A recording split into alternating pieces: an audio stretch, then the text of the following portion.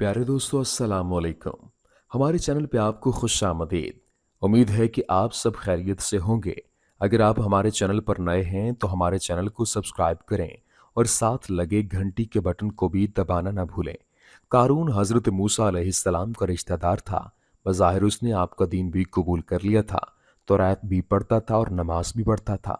लेकिन वो कमज़ोर अकीदे का मालिक और रियाकार इंसान था। मुकम्मल ईमान ना रखता था। चाहता था कि लोग उससे खुशफहमी रखें ताकि उनको फ़रेब दे सके। क़ारून फसलों को सस्ते दाम खरीद लेता और बाद में उनको महंगे दामों फ़रोख्त करता था। मामलात में कम तोलता, धोखा और नाइंसाफ़ी करता, सूद खाता और जितना हो सकता था लोगों पर जुल्म किया करता। इसी किस्म के कामों से बहुत ज़्यादा दौलत इकट्ठी कर ली थी और इसे हर चीज़ से ज़्यादा अजीज़ रखता था। तकब्बुर एक ऐसी सिफ़त है जो सिर्फ़ खालिक की कायनात की शान की लायक है।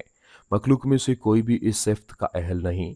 जिसने भी अल्लाह ताला की दी हुई किसी नेमत की वजह से तकब्बुर और गुरूर को अपनाया, अल्लाह ताला ने उसे निशान इबरत बनाकर रख दिया। क़ारून के साथ भी ऐसा ही हुआ, जिसने दौलत की बिना पर घमंड और तकब्बुर में मुब्तला होकर इबरतनाक सज़ा पाई। इरशाद बारी ताला है, क़ारून मूसा की कौम में से था और इन पर ज़ुल्म करता था, और हमने उसको इतने खजाने दिए थे कि उनकी कुंजियां एक ताकतवर जमात को उठाना पड़ती थीं।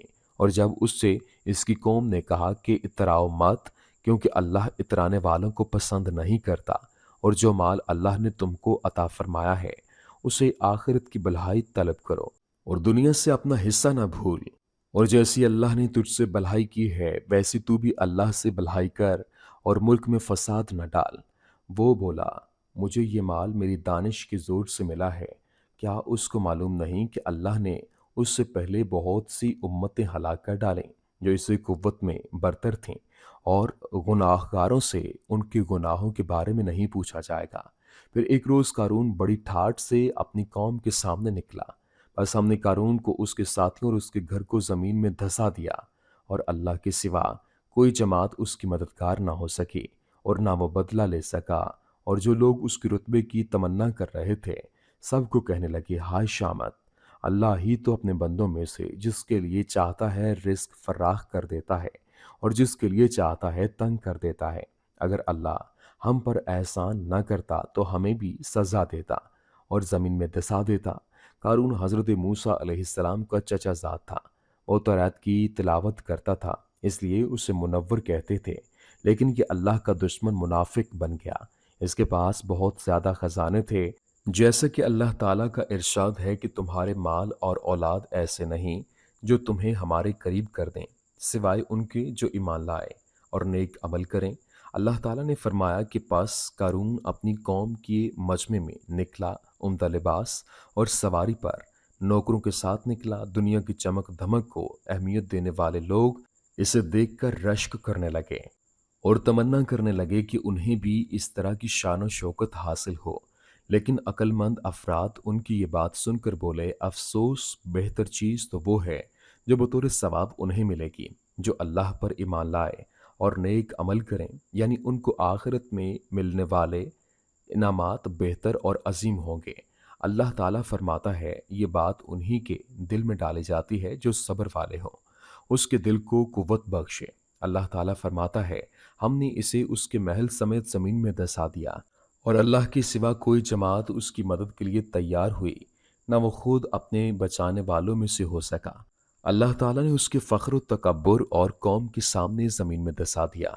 हज़रत इब्न अब्बास रज़ी अल्लाह ताला अन्हु से रिवायत है कि क़ारून ने एक फ़ाहिशा को माल देकर उस बात पर आमादा किया कि वो मजमा आम में मूसा अलैहिस्सलाम से कहे, आपने मेरे साथ बदकारी की है। इस औरत ने इसी तरह कह दिया। मूसा अलैहिस्सलाम अल्लाह के खौफ से काम गए, चुनांचे आपने 2 रकत नमाज पढ़ी। फिर औरत से कसम देकर पूछा, उसने ये बात क्यों कही है? उसने तौबा व इस्तिग़फ़ार करते हुए कहा, मुझे क़ारून ने इस हरकत पर आमादा किया था। उस वक्त मूसा अलैहिस्सलाम ने सजदे में गिरकर क़ारून के खिलाफ बद्दुआ की। अल्लाह ताला ने आपको वही के ज़रिए फरमाया, मैंने ज़मीन को हुक्म दे दिया है कि हुक्म की तामील करे। मूसा अलैहिस्सलाम ने ज़मीन को हुक्म दिया कि उसे और उसके महल्लात को निगल जाए, चुनांचे ऐसा ही हुआ। बाज़ उलमा ने बयान किया है कि क़ारून सज धज के कौम के सामने आया।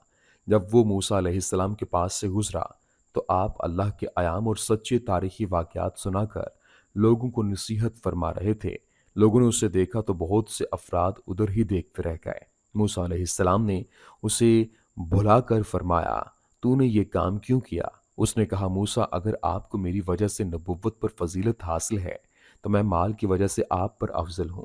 آپ پسند کریں تو ہم دونوں ایک دوسرے کے خلاف بد دعا کریں۔ موسیٰ علیہ السلام میدان میں نکلے، قارون اپنے لوگوں کے ساتھ نکلا۔